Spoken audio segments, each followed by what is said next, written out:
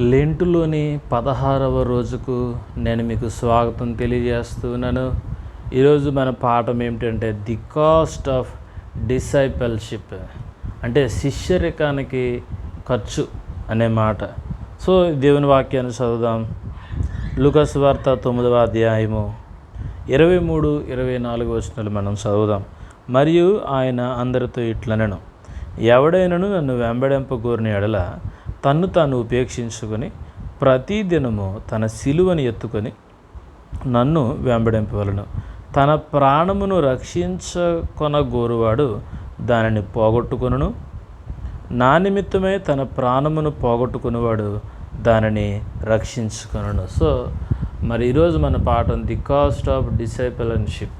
కాబట్టి ఏంటి శిష్యరికంకై ఖర్చు అని అంటే, మనము మన ప్రాణమును ఎవరైనా మనం శిష్యరికానికి ఖర్చు ఏమిటంటే దేవుని వెంబడించాలనుకున్నప్పుడు మన సిలువను అంటే దేవుని సిలువను మనం అవసరం లేదు, కానీ మన సిలువను మనం పట్టుకొని ఈ ప్రయాణంలో ముందుకు పోవలసిన వారమైనా. కాబట్టి నీ సిలువను నువ్వు ఎత్తుకొని ఎన్ని శ్రమలైనప్పటికీ, అనారోగ్యమైన, ఆకలైన, ఇబ్బంది అయినా, ఆర్థికమైన సమస్యలైనా ఈ సిలువను నువ్వు వదలకూడదు. చాలామందిని మనం చూస్తూ ఉన్నాం, ప్రభు పిలిచాడని చెప్తారు, కొన్ని సంవత్సరాల తర్వాత శ్రమలు, ఇబ్బందులు అలాంటివి చూసినప్పుడు వారు నిలబడలేక అక్కడి నుంచి పారిపోతూ ఉంటారు. కాబట్టి ప్రియమైన వాళ్ళరా, దేవుని యొక్క మాటను మనం బాగా అర్థం చేసుకోవాలి.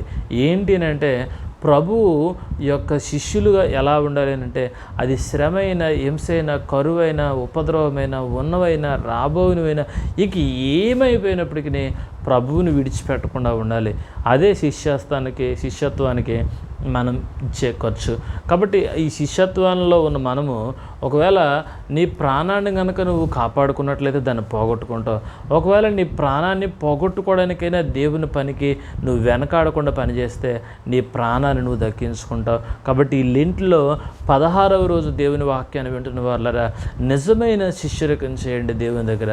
మరి లోకంలో మరి అటు ఇటుగా ఉన్నట్టుగా మనం ఉండకుండా మరి చక్కగా దేవునికి నిజమైన శిష్యుడిగా నీ జీవితాన్ని నువ్వు ఉంచుకోవాలని దేవుని సేవకునిగా నేను తెలియజేస్తున్నాను. ప్రభుని కట్టి నిజమైన శిష్యరికాన్ని ప్రభు నీకు అనుగ్రహించును గాక. God bless you.